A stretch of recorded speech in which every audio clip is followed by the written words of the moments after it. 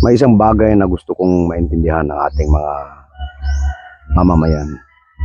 Yung prinsipyo na tinatawag kong maximum utilization of every available land space. Sa likod ng bahay ninyo, napakarami mga bakanting lugar, walang tanim. Pero pupunta tayo sa palengke para bumili ng simple things like sili, talong, okra, balatong. Eto, I'm trying to show you.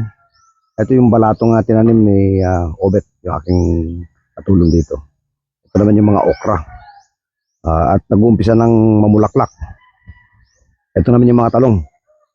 So, we only needed a small space in our farm to be able to grow this. But what needs to be done, may awa ang Panginoon, makabalik ako.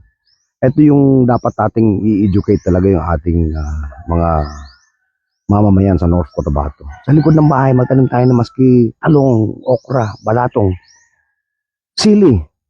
Hindi natin kailangan bilhin yan sa palengke.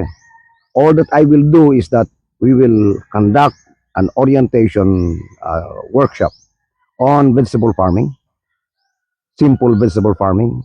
We will provide the seeds, we will share the technology, and we will provide fertilizer. Tingnan ko lang pag hindi tayo naging food sufficient. Simple lang ito. Common sense.